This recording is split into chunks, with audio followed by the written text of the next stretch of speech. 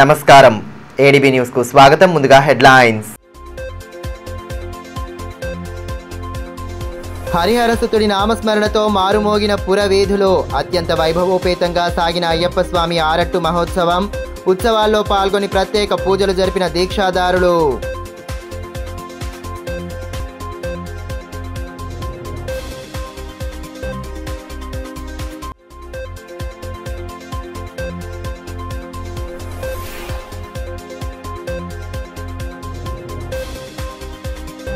ఘనంగా ప్రజాపాలన విజయోత్సవాలు. ఐపీ మైదానం నుండి 2K రన్ను ప్రారంభించిన కలెక్టర్ రాజర్షి షా. డిసెంబర్ 9 వరకు కొనసాగనున్న విజయోత్సవ కార్యక్రమాలు.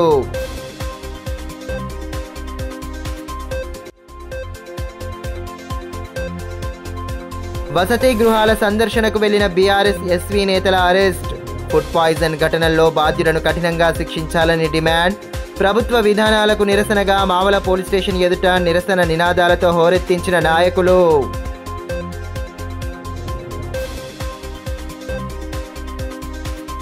హరిహరసుతుడి నామస్మరణతో ఆదిలాబాద్ పట్టణ పురవీధులు మారుమోగాయి. దీక్షాదారుల భజన సంకీర్తనలు, కేరళ నుండి ప్రత్యేకంగా తెప్పించిన డోలు వాయిద్యాల చప్పుళ్లతో ఆరట్టు ఉత్సవం అత్యంత వైభవోపేతంగా సాగింది.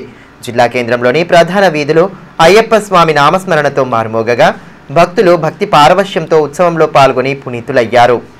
ఆదివారం ఉదయం స్థానిక శ్రీ రామచంద్ర గోపాలకృష్ణ మఠం నుండి ఆరట్టు ఉత్సవం ప్రారంభం కాగా ప్రధాన వీధుల గుండా సాగింది.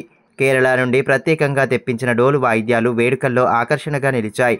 వాయిద్యాలకు తగ్గట్లుగా భక్తులు నృత్యాలు చేస్తూ భక్తి భావాన్ని చాటుకున్నారు. ముందుగా అయ్యప్ప స్వామి ఉత్సవ విగ్రహాన్ని అందంగా అలంకరించిన పల్లకిలో ఉంచి ఊరేగింపు ప్రారంభించారు. భక్తుల భజన గీతాల నడుమ ఊరేగింపు ఆద్యాంతం కోలాహల వాతావరణంలో సాగింది. అంతకుముందు ఆలయంలో చేపట్టిన భజన సంకీర్తనల్లో పాల్గొని స్వామివారిని కొలిచారు. మఠాధిపతి శ్రీ యోగానంద సరస్వతితో పాటు దీక్షాదారులతో కలిసి ఉత్సాహంగా నృత్యాలు చేస్తూ సందడిగా గడిపారు. వేడుకల్లో ఎమ్మెల్యే పాయల్ శంకర్ పాల్గొని ప్రత్యేక పూజలు జరిపారు. అనంతరం పట్టణ ప్రధాన వీధుల గుండా ఆరట్టు ఉత్సవం కొనసాగగా దారి పొడవునా భక్తులు పల్లకికి పూజలు చేస్తూ స్వామివారిని వేడుకున్నారు. వేలాదిగా తరలివచ్చిన అయ్యప్ప స్వామి దీక్షాదారులు భక్తి పారవశ్యంతో ఉత్సవంలో పాల్గొనడంతో ఆధ్యాత్మిక శోభ సంతరించుకుంది. అదేవిధంగా మాజీ మంత్రి జోగురామన్న సతీ సమేతంగా ఉత్సవంలో పాల్గొని పల్లకికి ప్రత్యేక పూజలు చేశారు.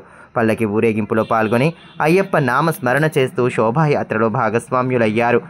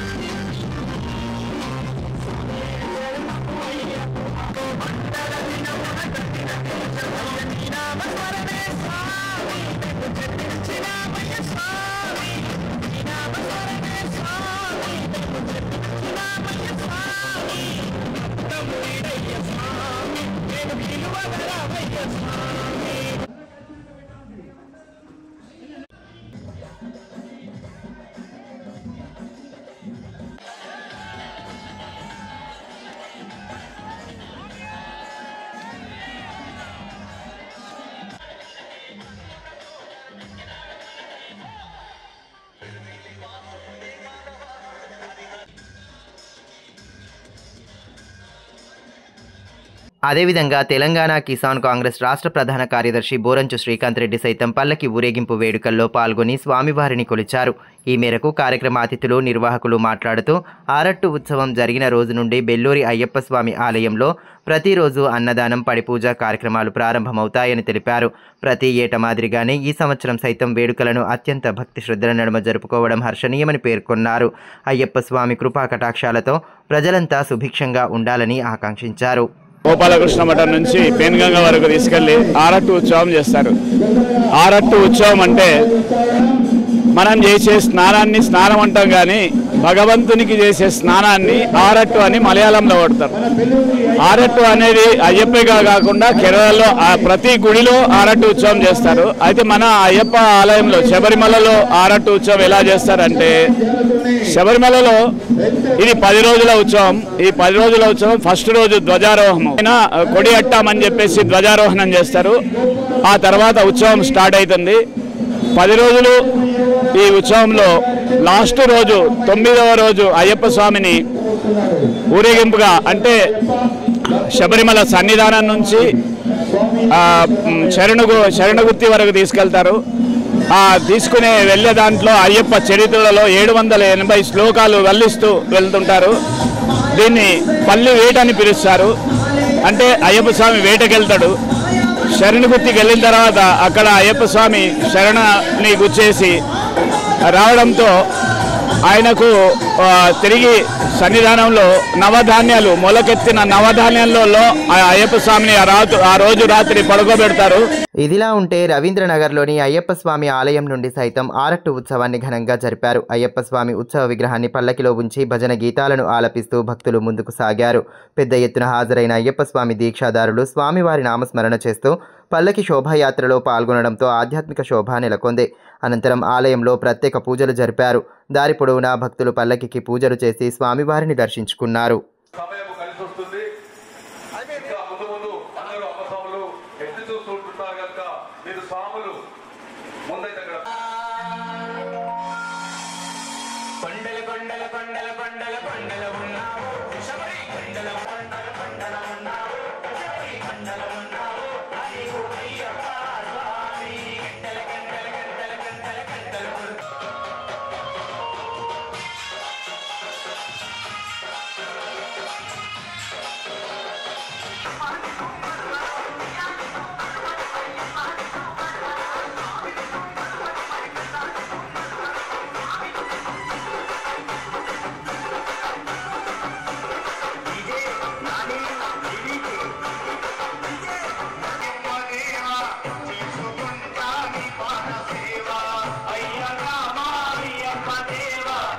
ప్రభుత్వం ఏర్పడిన సంవత్సర కాలంలో చేసిన అభివృద్ధిని ప్రజలకు తెలియజేయడంలో భాగంగా ప్రజాపాలన విజయోత్సవాలను నిర్వహిస్తున్నట్లు కలెక్టర్ రాజర్షి షా తెలిపారు. పట్టణంలోని ఇందిరా ప్రియదర్శిని మైదానంలో 2K రన్ను చేపట్టగా కార్యక్రమ ముఖ్య అతిథిగా కలెక్టర్ హాజరయ్యారు. ముందుగా జ్యోతి ప్రజ్వలన చేసి రన్లో పాల్గొన్నారు. అనంతరం ఆయా క్రీడల్లో రాణించిన క్రీడాకారులను కలెక్టర్ సత్కరించారు. తెలంగాణ సాంస్కృతిక కళాకారులు ప్రజాపాలనపై రూపొందించిన పాటల సీడీని ఆవిష్కరించారు. అదేవిధంగా ఎయిడ్స్ డే సందర్భంగా నిర్వహించిన అవగాహన ర్యాలీని జెండా ఊపి ప్రారంభించారు. కార్యక్రమంలో DM and HO doctor Narender Rathod, DYSO Venkateswarlu, DIEO Ravinder, DSP Jeevan Reddy తదితరులు పాల్గొన్నారు.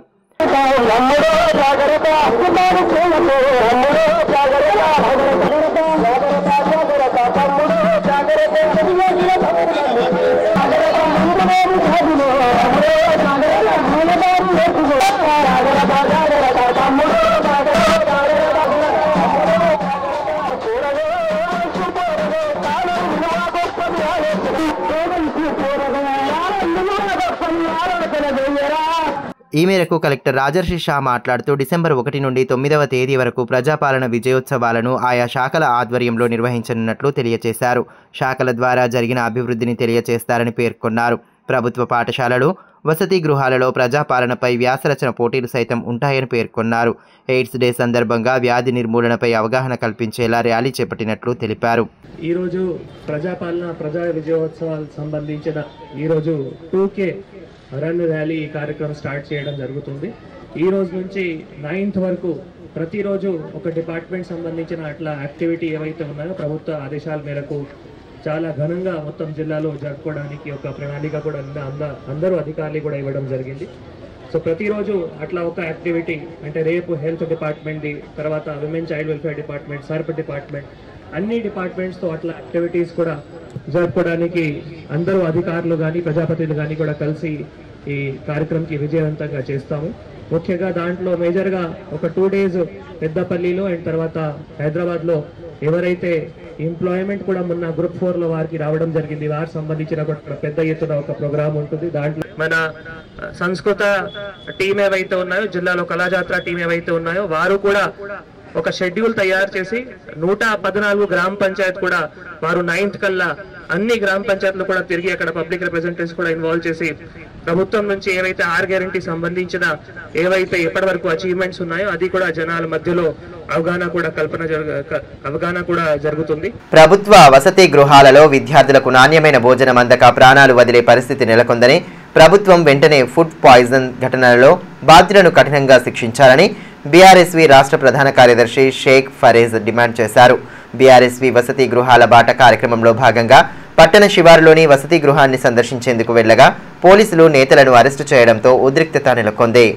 ప్రభుత్వ వసతి గృహాలు, విద్యా సంస్థల్లో వరుసగా ఫుడ్ పాయిజన్ ఘటనలు జరుగుతుండడంతో బీఆర్ఎస్వి నేతృత్వంలో వసతి గృహాల బాట కార్యక్రమాన్ని చేపట్టారు.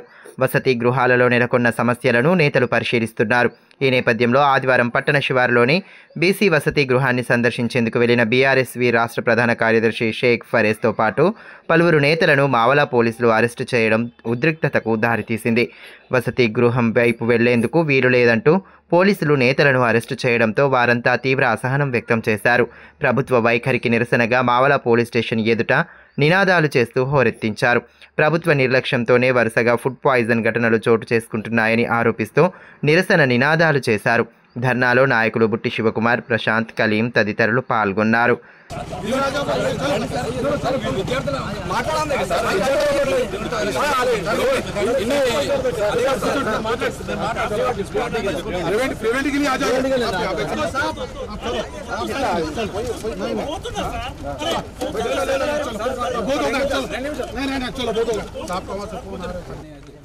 కేసీఆర్ గారి నాయకత్వం, కేసీఆర్ గారి నాయకత్వం,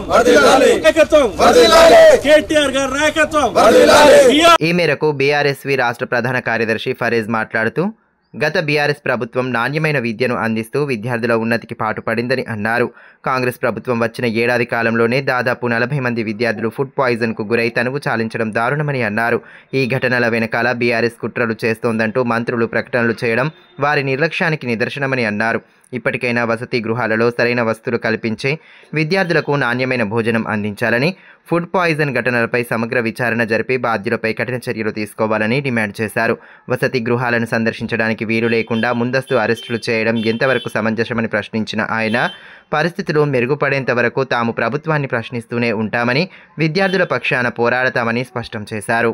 ప్రజాపాలన అందిస్తామని కాంగ్రెస్ పార్టీ ప్రభుత్వం ఏర్పడి సంవత్సరం అవుతున్న తరుణంలో ఈ సంవత్సరంలో అన్ని రంగాల్లో విఫలమవుతూ ఆఖరికి ఎంతో ఉన్నత స్థాయిలో కేసీఆర్ గారి ప్రభుత్వంలో ఎంతో ఉన్నత స్థాయిలో మనము గురుకుల విద్యా వ్యవస్థను పెడితే ఆ వ్యవస్థను క్షీణింపజేసి అన్ని రకాలుగా దాన్ని రోజుకు దిగజారుతూ నెలకు 3-4 చప్పున ఆడపిల్లలు, గిరిజన పిల్లలు, దళిత పిల్లలు, బడుగు బలహీన వర్గాల పిల్లలు అందరూ అన్నంలో ఫుడ్ పాయిజనింగ్ కేసులతోటి దాదాపు 48 మంది మృతి చెందగా దాదాపు 300-400 మంది ఫుడ్ పాయిజనింగ్ కేసుతో హాస్పిటల్ పాలవగా బీఆర్ఎస్ పార్టీ దాన్ని స్పందించి గురుకుల బాట అనే పేరుతోటి అన్ని గురుకుల సంస్థలను అక్కడ వెళ్ళి అక్కడ ఉన్న వాస్తవిక పరిస్థితులు ఏంటిదో ఒకసారి గ్రహించి ఒక నివేదిక రూపొందించి దాన్ని ప్రభుత్వానికి అందించాలనే ఒక మంచి సంకల్పంతో మేము ఇవాళ ఈ గురుకుల బాట ప్రోగ్రాం చేపడితే దాన్ని మొదట్లోనే వాళ్ళ వైఫల్యాలు ఎక్కడ బయటపడతాయో మేము విద్యార్థుల దగ్గరికి వెళ్తే విద్యార్థుల సమస్యలు చెప్తాయి బయటికి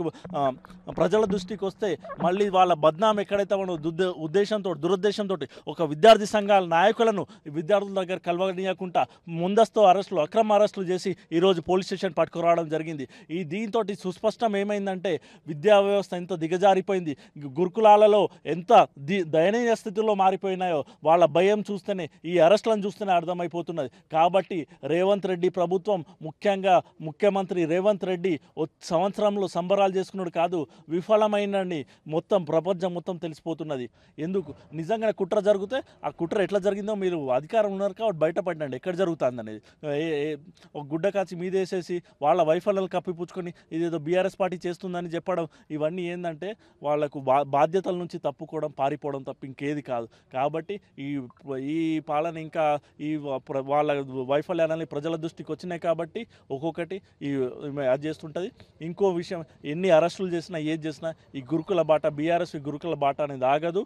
ప్రతి గురుకులానికి ప్రతి విద్యార్థి దగ్గరకు మేము వెళ్తాం. మా హెల్ప్ లైన్ నెంబర్ ఏదైతే ఉన్నదో, రాష్ట్ర వ్యాప్తంగా హెల్ప్ లైన్ నెంబర్ ఏది ఉన్నదో, నిన్న ఒక్కరోజే దాదాపు 58 మెసేజ్లు వచ్చినాయి, 58 వాట్సాప్ మెసేజ్లు, కాల్స్ వచ్చినాయి. ఈ అన్ని కంప్లైంట్స్ సేకరిస్తూ ప్రజలను రాష్ట్ర వ్యాప్తంగా అన్నింటిని ఒక నివేదిక రూపొందించి ఎక్కడెక్కడ ఏ స్థాయిలలో పెట్టాలో ఆ స్థాయిలో ప్రజల ముంగట పెడదామనే ఉద్దేశంతో మేము ఈ గురుకుల బాట సాగిస్తున్నాం. ఇది ఎట్టి పరిస్థితుల్లో ఎన్ని అరెస్టులు అయినా ఆగదు, ఎన్ని కేసులకు కూడా ఆగదు.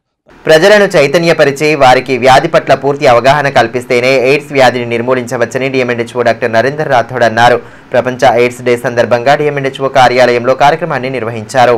ఎయిడ్స్ వ్యాప్తి నివారణ తదితర అంశాలపై విద్యార్థులకు అవగాహన కల్పించారు. ఎయిడ్స్ డే సందర్భంగా నిర్వహించిన వివిధ పోటీల్లో ప్రతిభ కనబరిచిన వారికి సర్టిఫికెట్లు, మెమంటోలను అందజేశారు.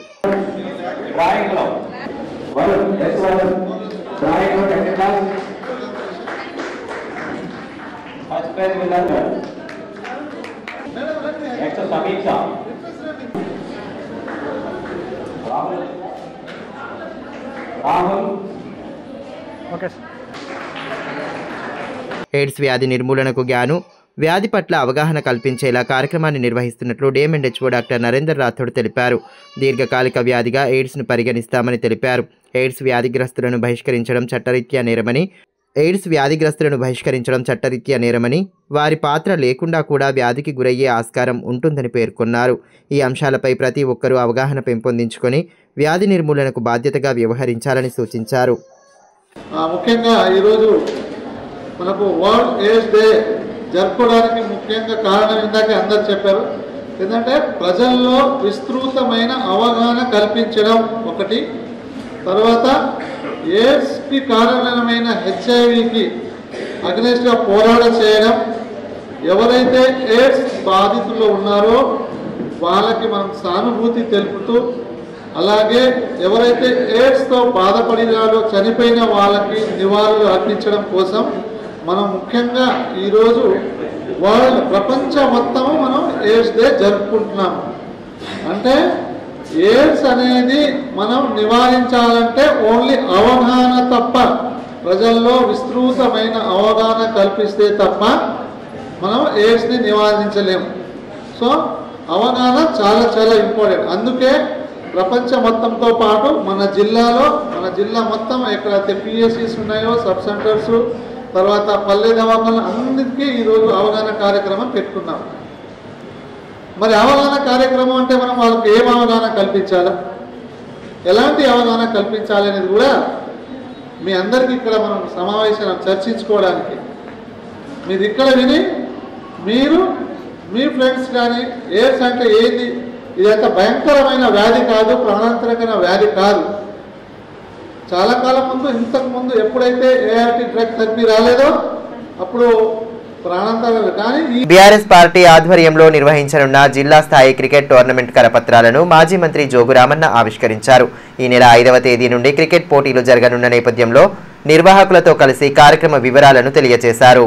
క్రీడాకారులను ప్రోత్సహించాలన్న లక్ష్యంతో బీఆర్ఎస్ పార్టీ ఆధ్వర్యంలో క్రికెట్ టోర్నమెంట్ను నిర్వహించనున్నట్లు మాజీ మంత్రి జోగు రామన్న తెలిపారు. గ్రామీణ ప్రాంత క్రీడాకారులు ఇటువంటి అవకాశాలను సద్వినియోగం చేసుకుని సత్తా చాటాలని సూచించారు.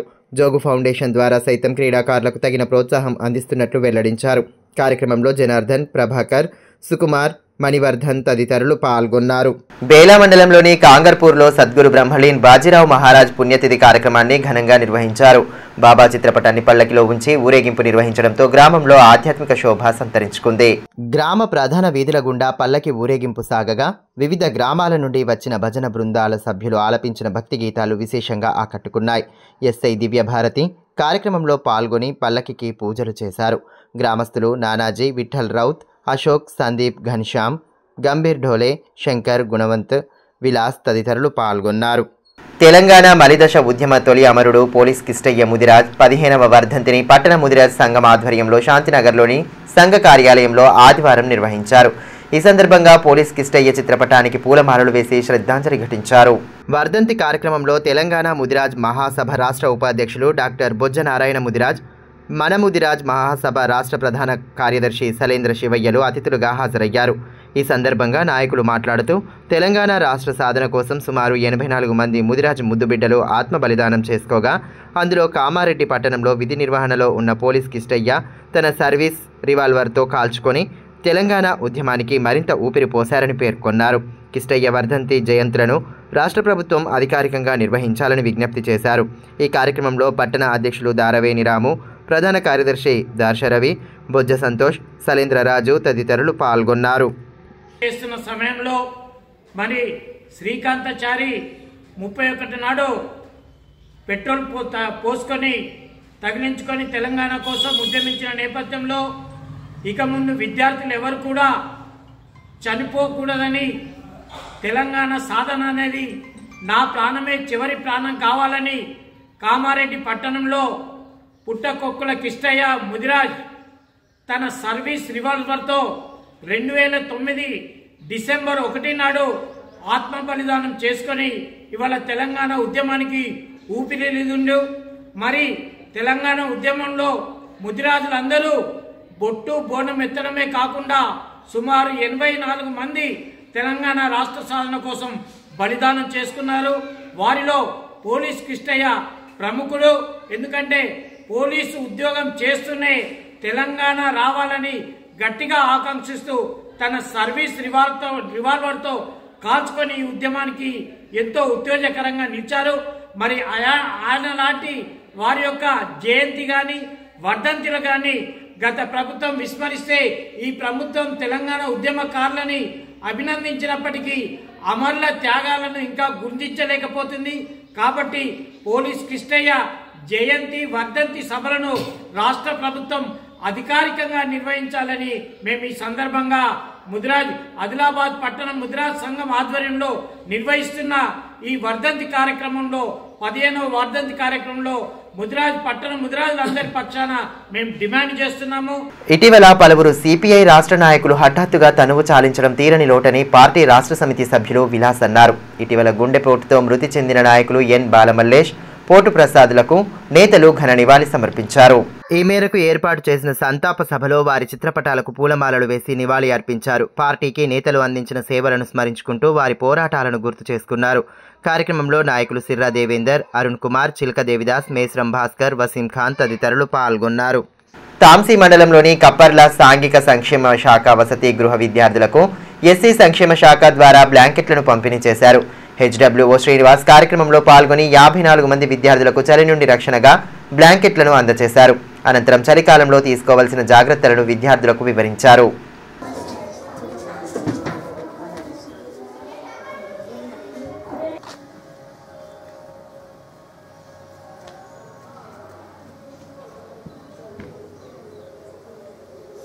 అట్లాగే చల్లటి నీళ్ళు స్నానం చేస్తున్నారని పిల్లలు ఈ మధ్యనే కలెక్టర్ గారు అడిగి ఈ మధ్యనే ఒక 2-3 డేస్ కిందనే గ్లీజర్ కూడా వేడి నీటి కోసం పిల్లల స్నానాల కోసం గ్లీజర్లు కూడా కొన్నారు. త్వరలోనే అవి కూడా హాస్టళ్లకు సరఫరా అవుతాయి.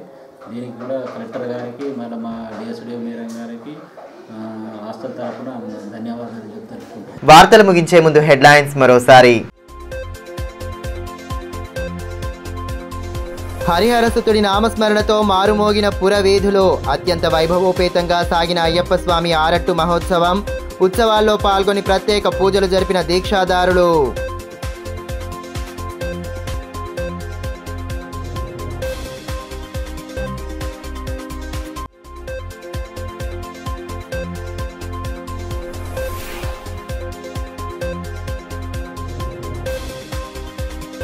ఘనంగా ప్రజాపాలన విజయోత్సవాలు. ఐపీ మైదానం నుండి 2K రన్ను ప్రారంభించిన కలెక్టర్ రాజర్షి షా. డిసెంబర్ 9 వరకు కొనసాగనున్న విజయోత్సవ కార్యక్రమాలు.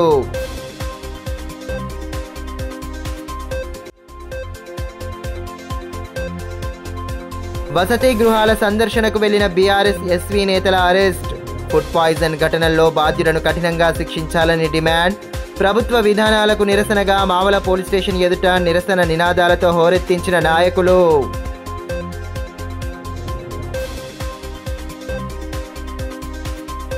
ఈ వార్తలు ఇంతటితో సమాప్తం. తిరిగి ప్రసారమయ్యే మరో బులెటిన్లో మళ్ళీ కలుసుకుందాం. అంతవరకు సెలవు. నమస్కారం.